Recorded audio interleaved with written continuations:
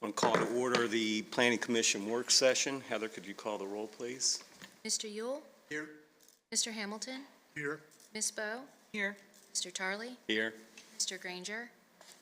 Mr. Phillips? Here. Mr. Lampert? Here. Today's work session is for a presentation and discussion of the capital improvement program for fiscal years 27 through 2031. And who will be making that presentation? I think that's my cue.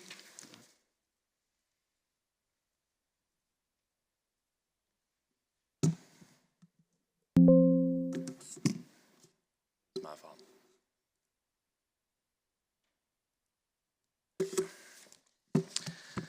Mr. Chairman, members of the Commission, thank you for the opportunity to come speak to you today. If you don't know, I'm Andrew Tribbitt. I'm the City Manager, and the purpose of today's discussion is really to talk about the capital improvement plan. And, you know, every year we kind of handle this a little bit differently.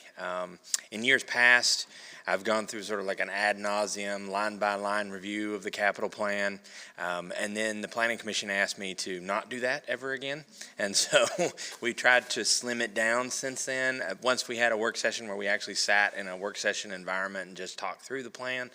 So what I thought I would do today is go over particularly the memo that the Planning Commission sent last year regarding capital improvements, and just sort of talk to you about where we are relative to those concerns, and then we can answer any questions about new concerns and things that you might like to see in the CIP as we put together this year's budget. So if that's okay, we'll get started on that. The first item on your list was Highland Park improvements, and this was geared directly toward identifying things in Highland Park that the neighborhood really wanted to see accomplished. One of the things that Highland Park residents have asked for consistently is improved sidewalks and drainage. And I totally understand that, but it's also a very expensive project to do that correctly. True curb and gutter and storm drains.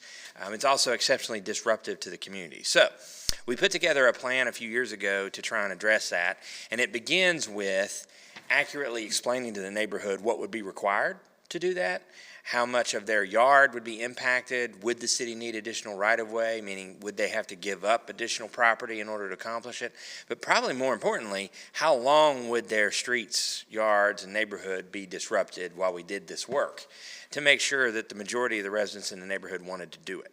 And so we began putting money in the budget to not only do that assessment, but also to actually do the work. And I believe the estimate was around $3 million to do it correctly. So we started applying for state grants, primarily to do that first informational piece and do the study with the neighborhood to determine really what their interests might be, as we certainly don't want to force a project on the neighborhood if they don't want it. Unfortunately, so far, we have not been successful in getting the state grant to do the planning work. But you'll see, if you look at the CIP, it's still budgeted for this to be completed. We're hopeful and optimistic that we will get the CDBG grant and allow us to do that first leg of here's what we're thinking and is how it would impact you, and then understand whether or not the neighborhood supports it. So, you know, as far as I'm concerned, I think it would be great if the Planning Commission would continue their support of that initiative, and we'll continue our efforts to get it funded.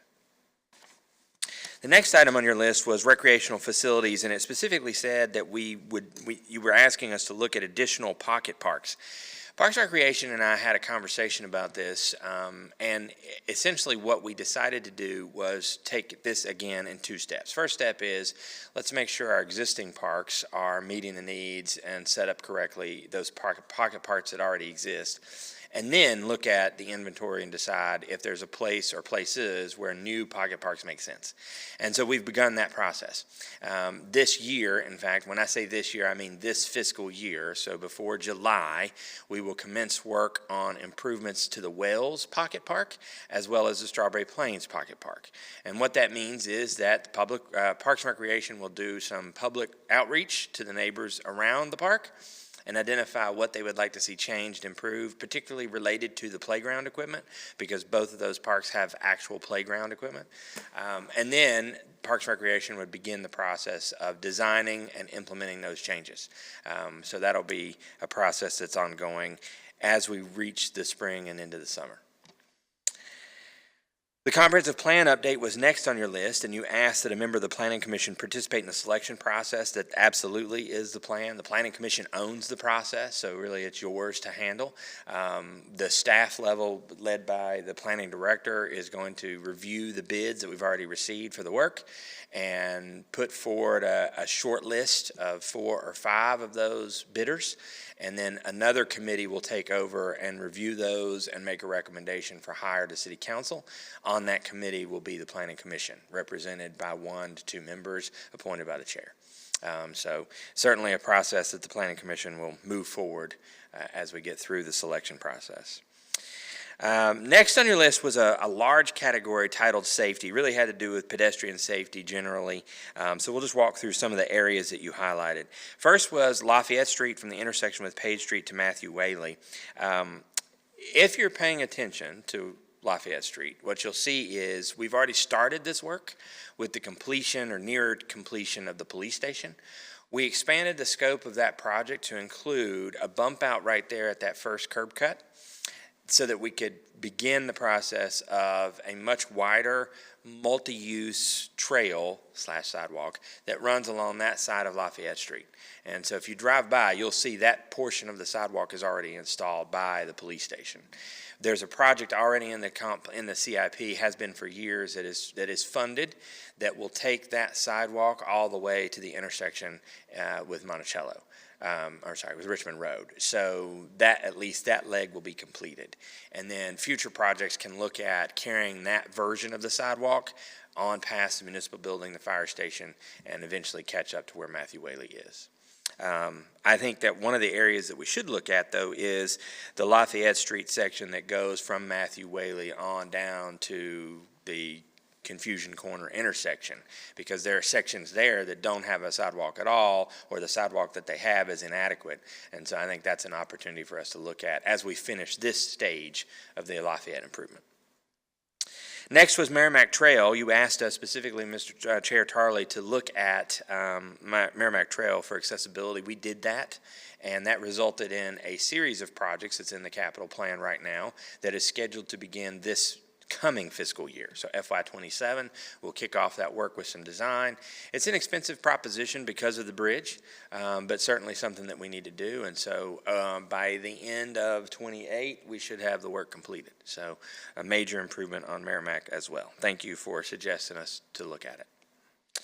Next is Mill Neck Road, and this is a complicated proposition because not every neighbor wants a sidewalk in their front yard. I'm not one of those people. I'd love to have a sidewalk in my front yard. And on Mill Neck, particularly in the S-curve, it's complicated to figure out how you might do that. A true sidewalk would require us probably being on the not water side of Mill Neck, and that's a pretty significant bank to have to cut into and then maintain once we've done the work. But we did do some improvement. This past year, I think, we installed a brand new guardrail, we did some signage, and the neighbors that have approached us seemed pretty excited about those improvements alone. But if the Planning Commission would like us to continue to consider a sidewalk on Mill Neck, we can certainly do that, and do it a little more formally in the year ahead by surveying the neighbors along Mill Neck and find out how willing they might be to give up some right-of-way to accomplish a true sidewalk in sections. Next is Jamestown Road and Ucrop Way, and this is a pretty massive project when you read your description. I think that this is addressed in the current planning for the Capitol Trails expansion into the city. If you've been following that project at all, there's been lots of iterations of it. At one point it was I forgot what its original name was, but then it was Trail 757. The city has long time called it the College Circuit, and now the Capitol Trail, if you're not aware, has taken over the project, which I think is a great thing, ownership of it, to take it from where Capitol Trail terminates in James City County all the way to the Capitol building here in Williamsburg. So it's an exciting opportunity. It brings a lot more attention to the project. It also gives us a much better opportunity to get it funded outside of the city just paying for it directly. So we have been pursuing that diligently. We have applied for grants. We have existing pending grant applications with the HRPDC that we're optimistic will get funded, and if they do, that'll give us the opportunity to begin design work. Of course, these projects take a long time. Like any capital project, you've got to do the design before you can start the construction, and that will take many, many months to do. But we're excited to see that progressing. The Capitol Trail folks, the organization behind the Capitol Trail, is so enthused about this that they actually have embedded an employee in the municipal building. So we're housing them while they work on getting this trail organized and seeing it through to fruition. So pretty exciting opportunity.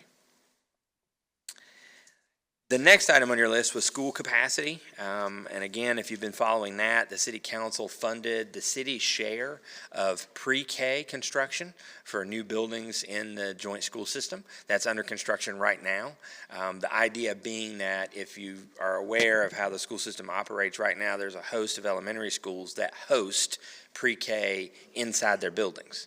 So obviously, if we can pull the pre-K facilities out of those buildings and turn those classrooms back into elementary school classrooms, then you gain some capacity in those elementary schools.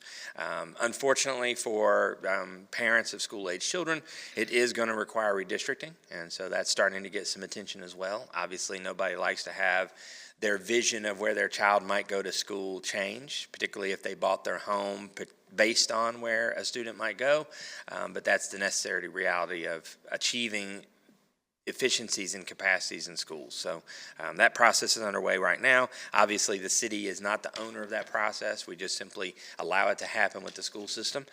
So it'll be interesting to see how that plays out as we get closer to reassignment of classrooms. Next on your list was affordable housing, and you directly asked us to continue the implementation of the recommendation of the Affordable Housing Work Group. And I'm pretty excited to tell you that after many years of trying to find financial partners in the community to help us implement some of the recommendations that came out of that work, we have a bank now that is very interested. And I've been working with them along with the mayor now for probably 4 months to structure a series of programs that addresses many of the recommendations that were still on that list that we had not tackled. And what we're planning to do is have a presentation by the bank to the City Council in February. So it should be an interesting opportunity for us to hear what the bank and the mayor and I have been working on and find out if it does meet the needs that the City Council envisions, and then move ahead with deploying those programs in the community. One thing that I think everybody maybe has forgotten is that City Council actually, during COVID, with some of the COVID relief funds, designated a pool of money to assist us with implementing affordable housing. And so that will be the kickoff funds for these new programs. I think what I have always said and cautioned everybody, because I feel like that's part of my role, is that when you launch a program that's designed to consume money and doesn't return the money, eventually the program will run out of funding. And so just as long as everybody is aware that these programs may not be forever, I think it will achieve the mission. And so I think the critical question is, what is the mission and how are we going to measure success as we launch this? And that's a question that we've asked the bank, and they're very keen to help us monitor who's using these programs and how they're turning out. So I think at the end of the day, the City Council will be pretty pleased with what they've accomplished, with what really is not a huge sum of money when you're talking about so many programs doing so many things. The last item on your list was Civic Center redevelopment, and this was really geared toward the process that we're currently engaged in as well as future processes. So obviously the library and its redesign is a major concern, and making sure that whatever happens there, it fits the community and fits the space. We've now shared the design that Horrigan has put forward. We've had a couple of public meetings about it where we showed the design and walked the community through them. I think it does fit. I think it's going to be a very nice improvement. I think the library is going to be a completely different vision from what it is right now. And I really think that the city is going to be proud of what will be another landmark building right downtown. I think the other thing that you were talking about here is in the GIOs, the concept of the City Council pursuing the redevelopment of the Blayton Building. which arguably works in concert with the redevelopment of this square, with the library and the demolition of the police station. And that's still very much a priority. The Blayton building has reached end of life.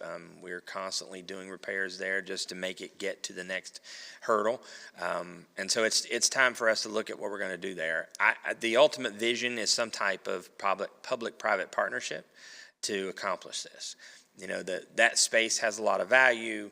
The building itself doesn't use it efficiently, and so is there an opportunity for us to partner with somebody to accomplish a lot of goals at the same time? I don't know. We've not released an RFP. We've not sought that partnership out. That doesn't mean that people haven't called and asked questions. You know, someday we may get an unsolicited proposal, but it's not today. So that remains a target and still a project on the horizon for us to pursue. As we get through the conversation about the library and begin that project, which I assume will happen as long as the price comes in correctly in a few months, then we will turn our attention to the next project, which would be the Blayton Buildings redevelopment.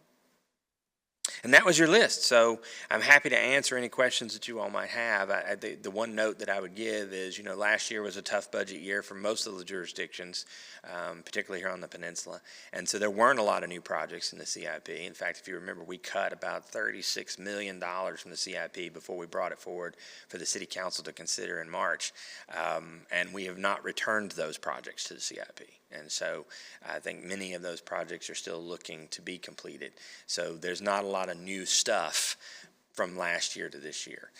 One thing I would say is I have asked Parks and Recreation to consider additional improvements to existing parks, particularly at Kiwanis. You know, as a user of the Kiwanis Park now with a 4-year-old, I can tell you that the slides get real hot. There's no shade at all. And in fact, I carry a towel. And one of the things that I think is funny is every time I take my daughter to the park, every parent there asks if I have another towel. And so now I carry 3 or 4 towels, and I just provide the whole park with towels. And it's a much better experience for the kids, for sure. And so looking at ways that we can improve that playground to have some shade, but also to have some improved equipment, I think would be a great investment. And so Parks Recreation right now is looking at, if we did another large playground, is that the space to do it, and how would we accomplish it? So it could be that that's a new project that gets added to the CIP. Probably not in FY27. I don't know that the budget will accommodate that, but that is something we're considering.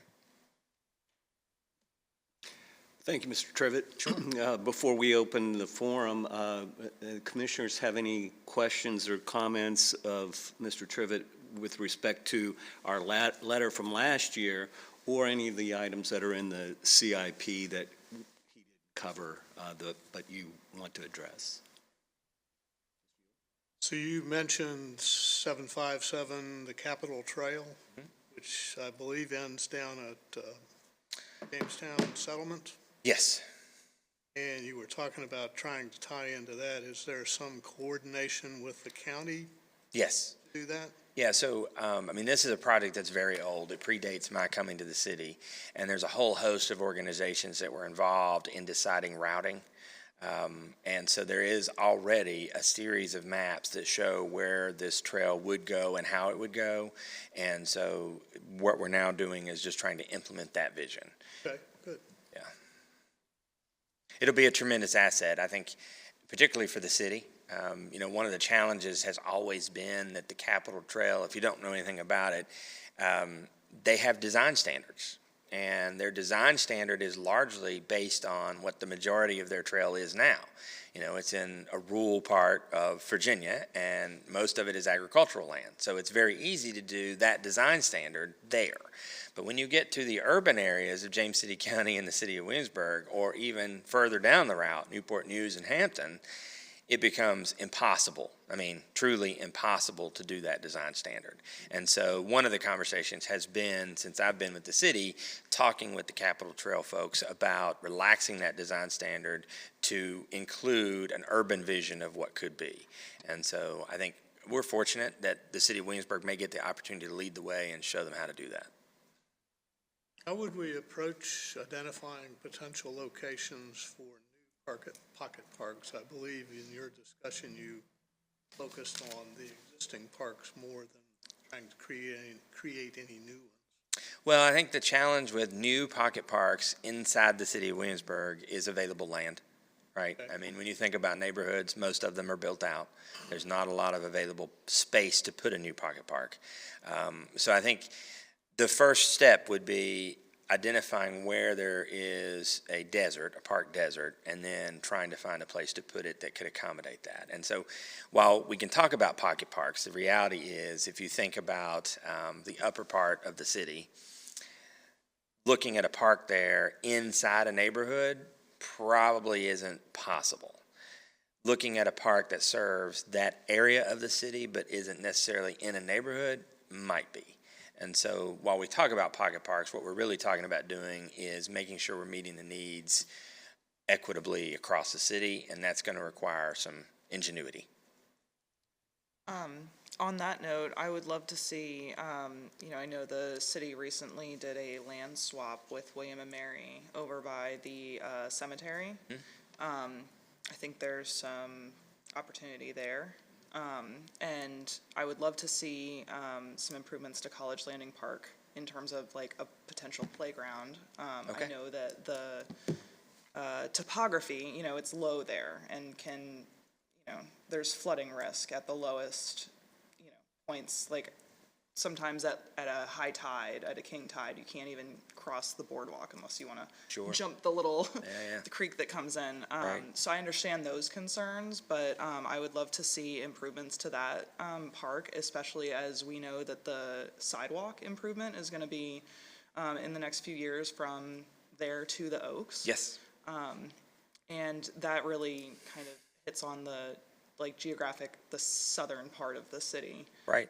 In between Quarter Path and really College Creek where there's not. Sure. Yeah.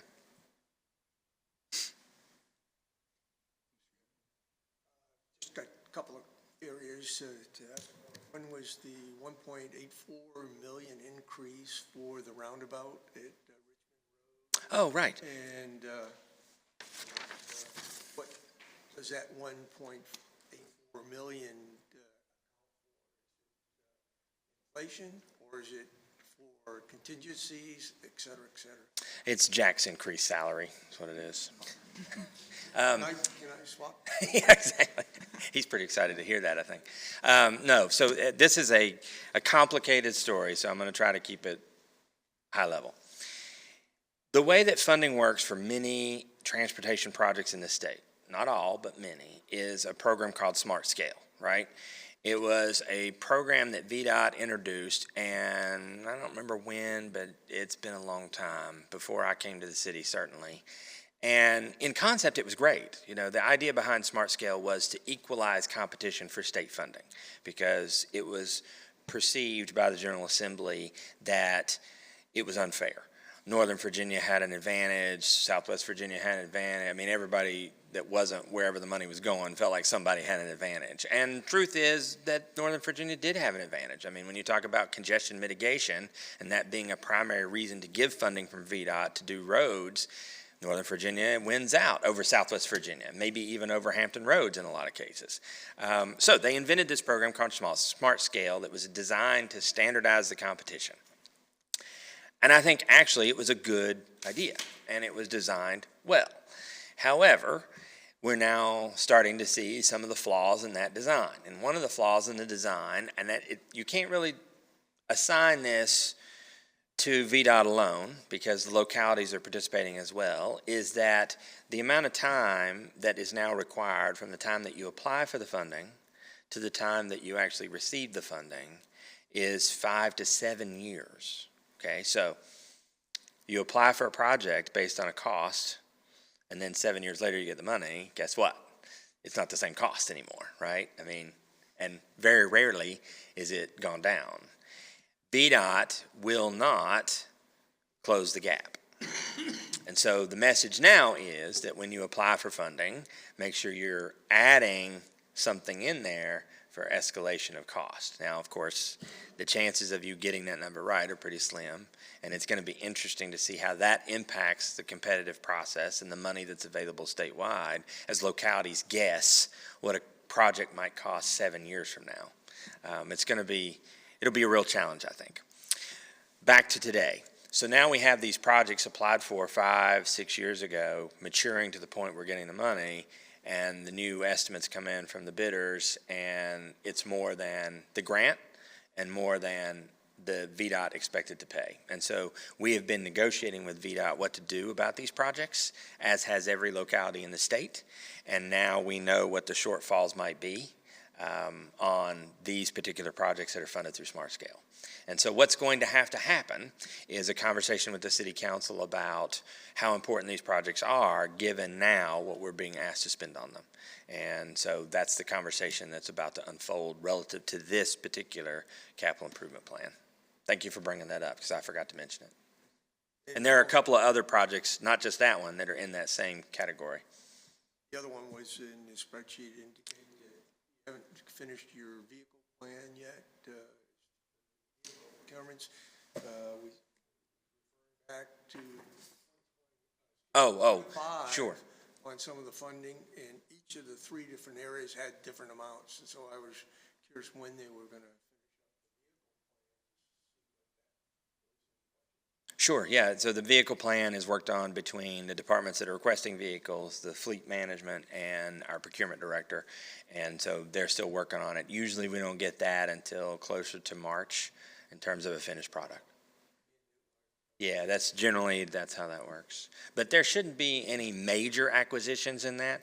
The major acquisitions are always fire department apparatus. And sometimes a public works vehicle, a vac truck or something like that can be real expensive. A street sweeper is not cheap.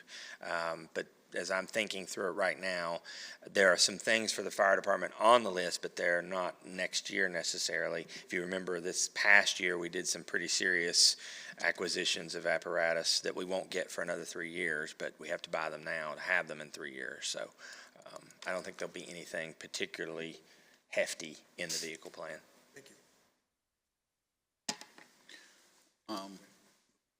Sure.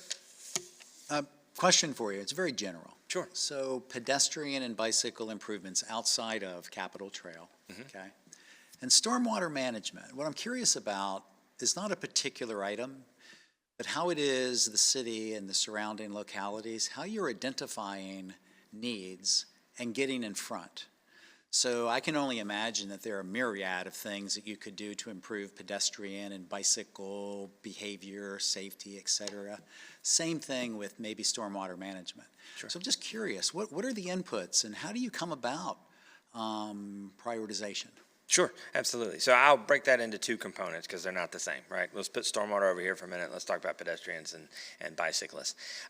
We're very fortunate for many years. We had an avid bicyclist that was the planning director, and so he took this very seriously, and during his tenure he worked very hard to identify the improvement plan that we're essentially following for doing pedestrian and bicycle improvements. In addition to that, there's a very active group of bicyclists that advise us regularly on where they think new trails should go, and so that's predominantly what we work from. The disappointing part of this is this is not moving at light speed, so it's not like we're moving through a plan quickly, right? It takes a long time for the work to be designed and then grant applications or funding to be provided, so it's a slow process. I think the real answer is how will we do this next? And that is through the comprehensive plan. One of the reasons the comprehensive plan will be expensive is because of the amount of topics that the City Council and the Planning Commission wanted us to include in its completion. One of the things that was asked for was a true bike and pedestrian plan. And so when we exit the comprehensive plan process in a couple of years, we will have a brand new plan to help us prioritize and recommend improvements, as you say. On the stormwater side. So may I ask a question then? Does it seem somewhat illogical to you to take a big comprehensive view on, let's say, 7 or 8 items that you really want to go after, but you know you can't do them in a 5 to 7 year period? So you're planning for them in year 1 or 2 of a comprehensive planning process, but in all likelihood, you're not going to get around to them for 8 or 9 years. Right. And so in reality, you're wasting your plan, or wasting part of your planning resource. Does that make any logical sense? Like, could you step back and say, the next 3 years are about X, they're not about Y and Z? and let's go that way. I'm just curious. I'm not sure I understand what you're saying, but I can tell you that it sounds like you're thinking about the comprehensive plan wrong. Like the college over there says, it's the year of the arts. They focus on the arts. Yeah. Or it's the year of the environment, and they focus on the environment in terms of what they present to the community. So I'm just curious, from a planning perspective, could you say the next several years are the years of stormwater management? So I mean, that's what but I'm making that up. But that's what I'm interested in. So I think, I mean, you could do that. No locality does, because all of these things are so interconnected. You kind of have to look at them all at the same time. But I would say that you're kind of thinking about the comprehensive plan wrong. The state of Virginia requires us to update the plan every 5 years. And so we do not do a complete rewrite like we're doing right now every 5 years. You know, the idea is every so often you should refresh the plan with a complete, we're going to start over and see how this goes. But the idea is that every 5 years you're taking what was done and refreshing it to reflect the current environment. And so while you may do a lot of planning work in that initial design work, when you get to the rewrite in 5 years, you're going to go back to that biking chapter and say, okay, well, we did this, this doesn't make sense anymore, so what do we need to do instead? That's the planning process. Okay, thank you. Yeah. Stormwater. I'm sorry? Stormwater. Oh, right, stormwater. So stormwater is a little bit different. I mean, I would say that, and I don't think Jack would disagree, if you're looking at the work the city does and you want to criticize it, which plenty of people do, it would be a fair criticism to say that we have not done a very good job with preventative maintenance and identifying stormwater needs, primarily because of the costs associated with them. In the last 5 years, we have been much more aggressive with that. If you're paying attention, we have used our opportunity to apply for, and I'm going to get this wrong, community assistance funds from Congress. And that is, I mean, I guess I'll just say it even though we're being recorded. That's the new word for earmarks. And so it's now a competitive process. Every locality has the opportunity to submit projects that would be considered for congressional funding. We've been very successful in getting funding for year over year to do stormwater improvements, particularly in neighborhoods that already have drainage issues. I know, Mr. Granger, you're probably familiar with the one that we currently have funding for and are preparing to start the work on behind the Baptist Church on Jamestown Road. There's another significant concern, I think, in the Woods neighborhood across the street. We're going to be I think we have sought funding for that one too, but I don't know that we've gotten it yet. Yeah, so these are examples. We just recently completed a congressionally funded project at the beaches on Capitol Landing Road, and so these are examples of us trying to now address stormwater needs in a much more proactive way.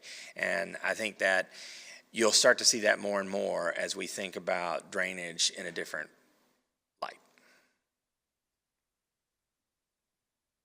So Mill Neck Road, that I think is largely on there from when I first started on Planning Commission.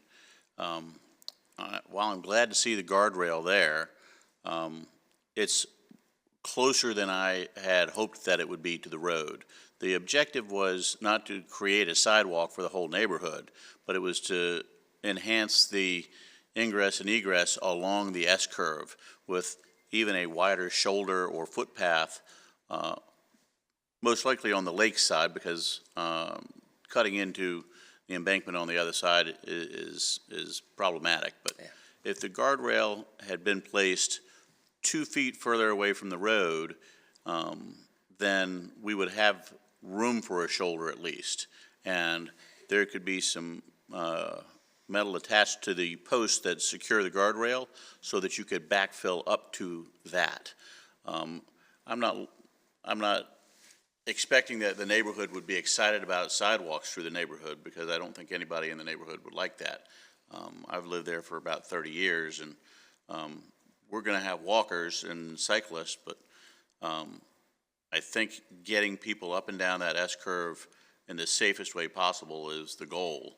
And beyond that, there's enough visibility to see them coming, and you can move to the other side. But right now, now that there's a guardrail there, there's no room for them to not walk in the road.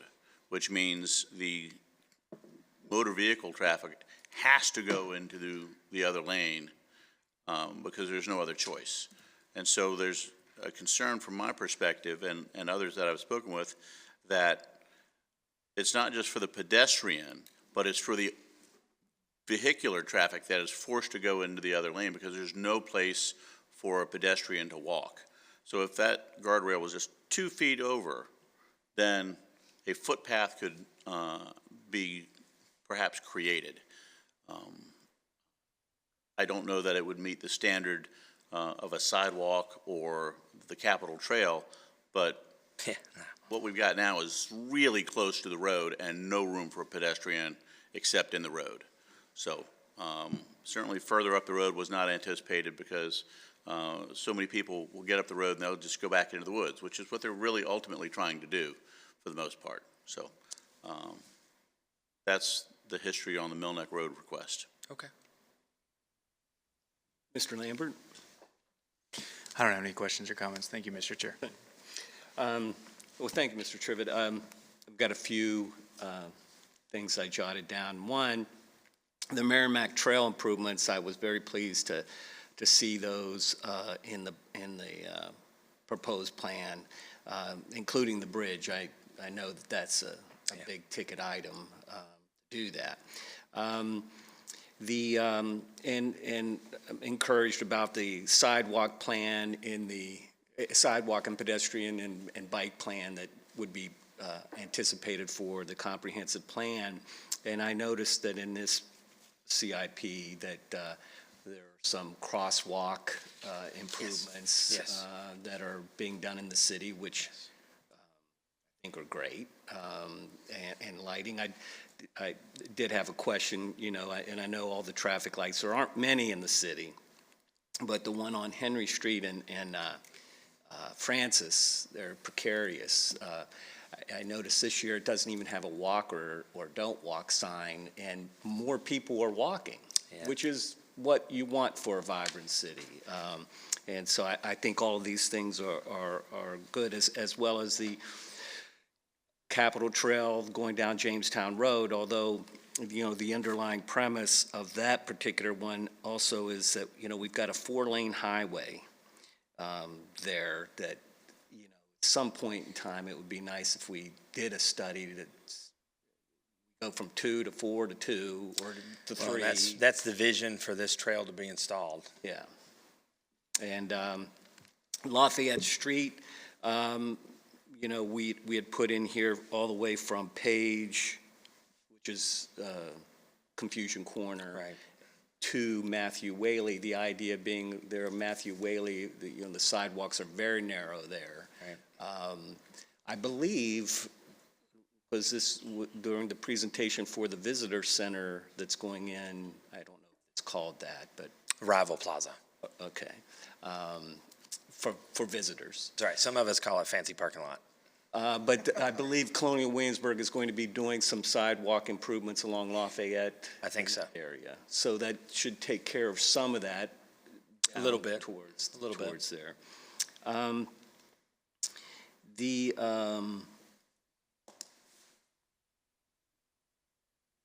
Let's see.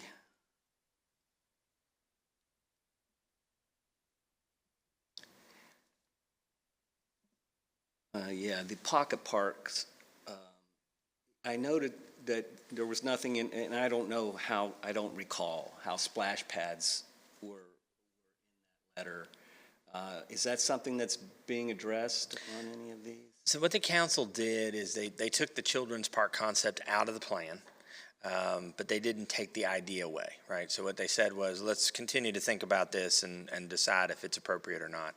And one of the things they asked us to do was to consider it, whether or not it could be somehow accomplished as part of the library project. I don't know that it can, but that is something that we've brought up with the developer, the contractor on that project to see what they think. I mean, it's a small site. We're already using a lot of it, but is there a way to do a children's park somehow with that project? Perhaps. And so that's what we're looking at now. And the only other comment I had on that was, on that whole line item, is that and I'm not saying this is for a splash pad, so I want to make that clear. Right. But, the Tioga Motel property, you're familiar with, that means big green space that, Sure. As far as just a minor park feature with benches or things like that, I believe it's still being marketed, but, Yeah. that's an area that doesn't have a whole lot of green space or park area, Yeah. and, so. Sure, that's something to consider. Absolutely. Other questions for Mr. Trivett? Go ahead. Go ahead. I have a couple, so. Okay. So we have an email we received with some proposed ideas for potential additions to the FY 27 through 31 capital plan. Okay. It was a couple of turn signal improvements. Okay. It was an idea about getting better cell coverage with some more cell towers within the city, potentially Zabel Stadium and over at the new sports complex. And then a rather big thought of trying to provide another parking garage down past the archaeology research center that's going up. Okay.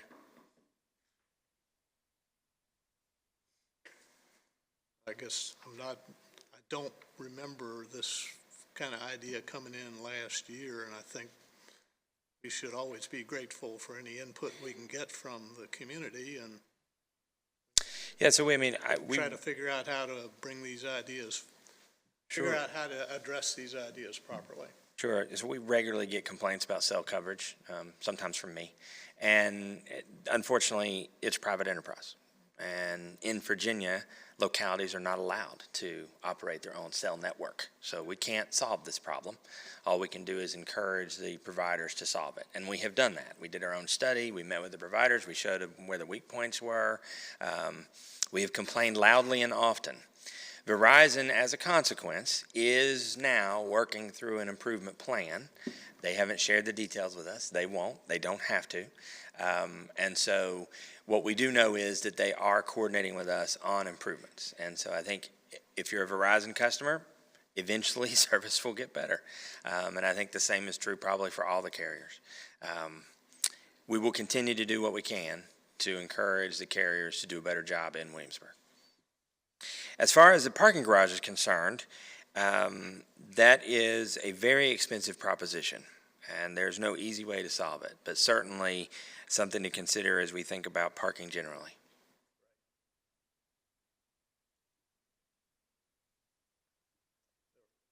A couple of ideas about improving existing turn signals or adding some, say, at College Corner. Oh, okay, sure. We're happy to look at that. I mean, the trouble with College Corner is nobody wants us to change it, but everybody wants us to change it. And so we're going to try to figure out how not to change it and change it at the same time. One of the things that we did do is we worked closely with the university, to improve lighting. A story that I like to tell is a weird fact in my head, and I'm going to try to get it exactly right because it's been a minute since I looked it up. But the United States is the only developed nation that has had an increase in pedestrian accidents since the 1980s. And there's been a lot of research on why is that, right? And there's some obvious, easy answers, right? We drive too fast. We now have bigger cars. But the thing that they found recently when they studied this is that our streets are too dark. And I think any driver in the city of Williamsburg would agree with that. I mean, sometimes it's very hard to see the lines. And yeah, I'm getting older, but still, it's hard to see the lines. And so one of the things we did is we worked with the university to improve lighting, and that has made a dramatic difference in that intersection. But your point's well taken.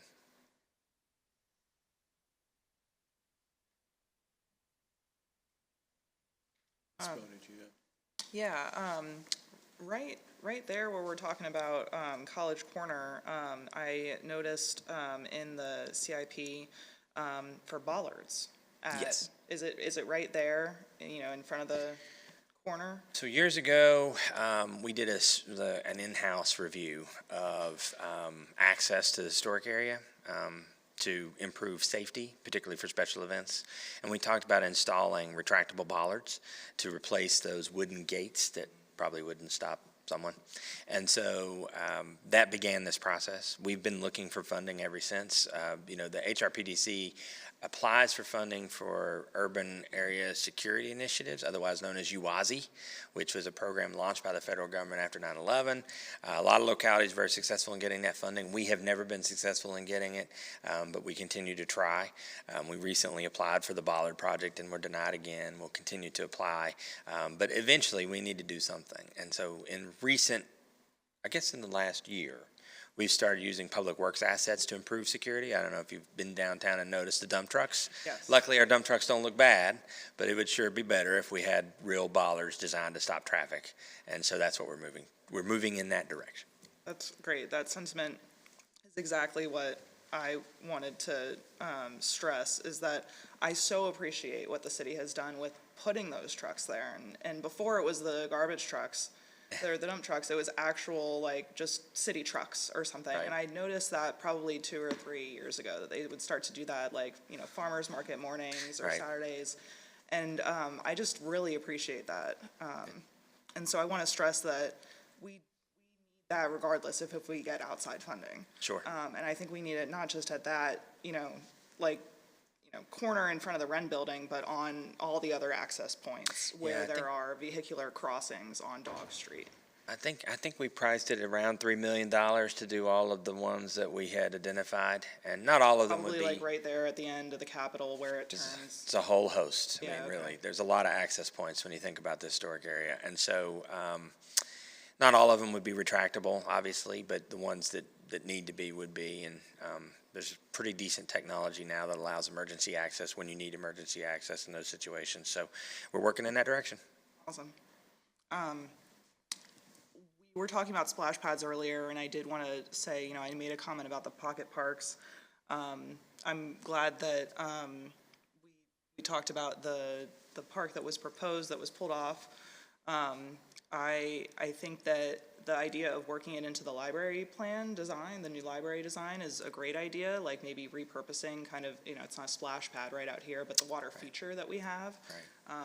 I know there's already pipes right there, some kind of outdoor, water feature playground for kids anywhere in the area that is not paid.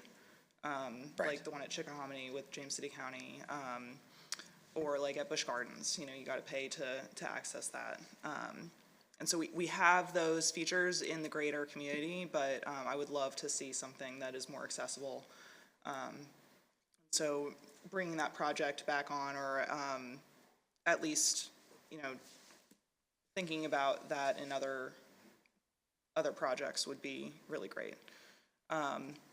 I wanted to highlight something that nobody has mentioned, the proposed conversion of the train station storage. Oh, right. Shed Yes. into maybe like a cafe. That Yeah. sounds like such an amazing redevelopment of that empty space. Yeah, the idea behind that actually came from, I attended a national planning conference years ago is that right? Maybe it was right, in Philadelphia, I think.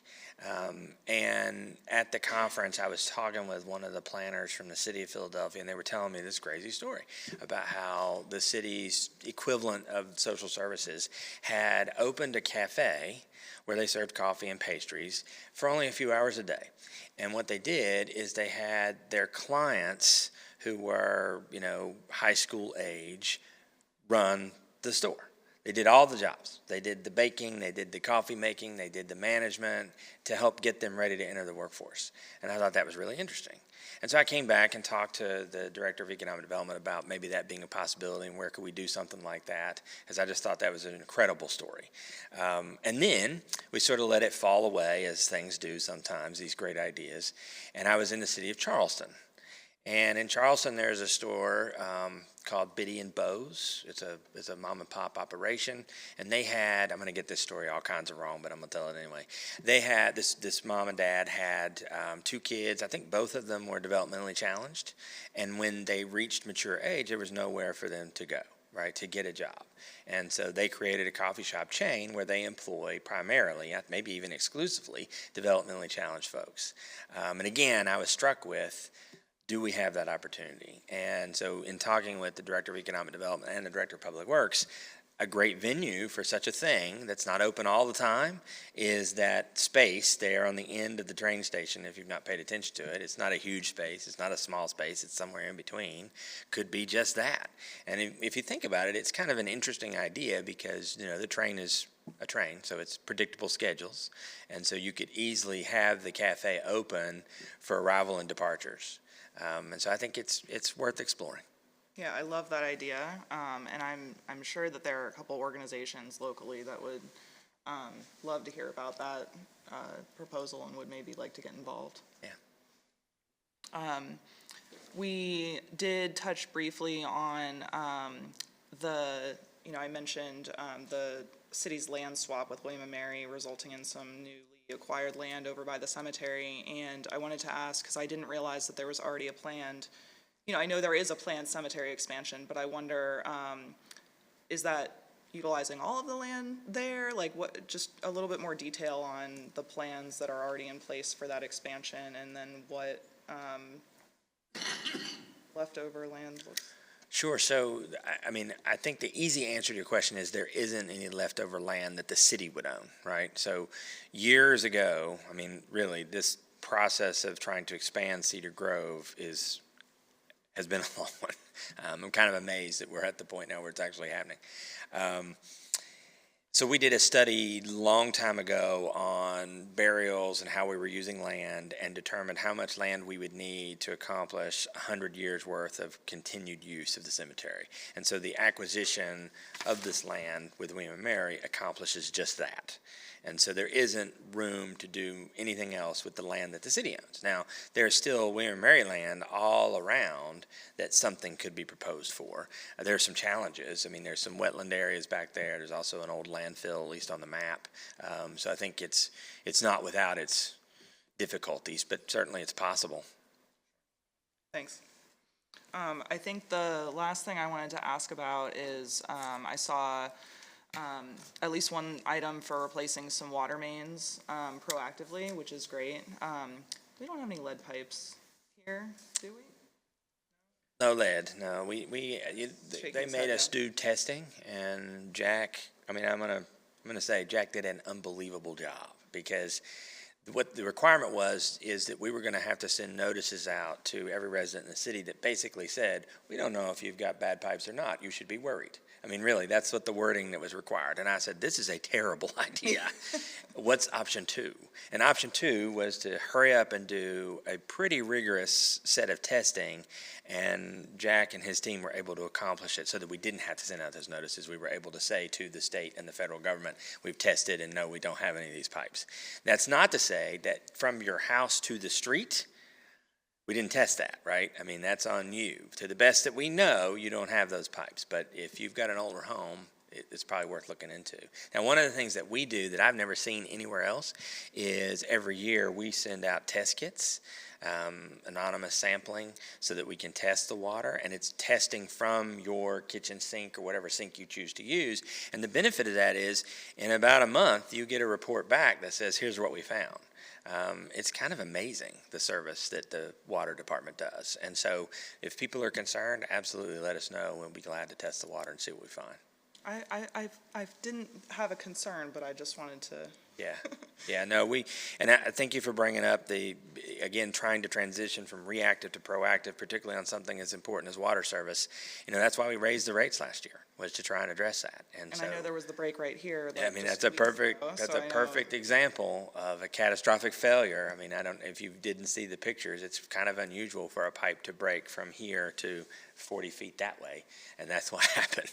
But that illustrates the age of this infrastructure, and if we don't get on top of it, that's going to happen, and it is going to take us a lot longer to fix it, and people are going to be without water for a lot longer, and boil water notices are going to be a lot more common. Jack doesn't want that, and neither do I.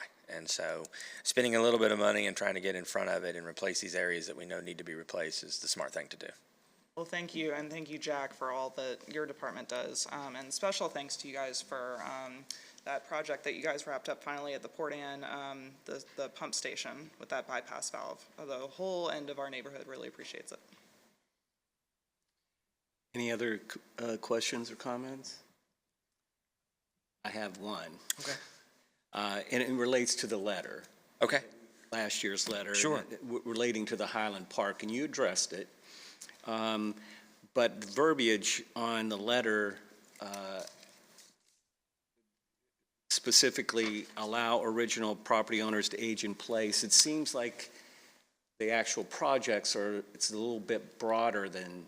So, thank you for bringing it up. I focused on the stormwater piece, but we also were doing a CDBG program to talk about ways that we could do aging in place.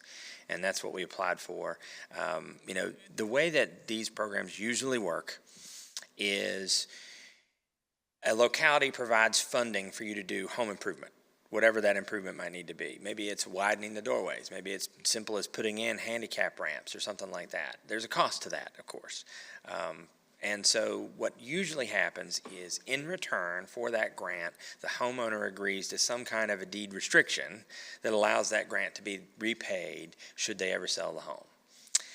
In my experience, very few takers on such a thing, particularly when it's geared for aging in place, because typically an older person who has a home that's already paid off, the value, the equity of that home is their plan, right? And so restricting what they might get is very frightening. The idea behind the CDBG planning grant is it provides funding to plan that type of grant work. The idea being that you meet with the neighborhood and you try to explain it in a way that makes that less frightening and then determine if there really is enough interest to pursue it. And so that is also part of that grant application.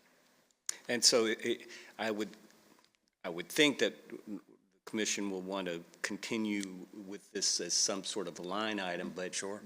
but would also want to include the infrastructure. Yeah. Break it into two pieces. Yeah, I think that's a great idea. I mean, it's a project that we need to pursue, and on both fronts, we need to know whether or not the neighborhood wants us to do it. I mean, that's the bottom line. And I talked to Jack about this a few weeks ago. It may be that we need to, whether we get the grant funding to do a formal study or not, we just have a neighborhood meeting and try to get as many people there as we can and get some feedback. That may be what we have to do. That sounds like a good idea. Well, unless there are any other questions, thank you, Mr. Trivet. Thank you. Appreciate it. With respect to the letter, Ms. Griffin, is this something that we would discuss now, or? Yes, so you can discuss it now if you know what you would like me to put in the letter. You've done that in the past. You've also sent me either emails or called me to let me know individually what you wanted in the letter. I would then make revisions to the letter and have that letter drafted and ready to you at your February 18th meeting. It seems like a more efficient use of the time, but agree with that, any suggestions we have, we can send to Ms. Griffin, then discuss them at our next meeting. And I did take minutes from, well, she took minutes. I took notes on some of the ideas that you had, that you expressed today. Thank you.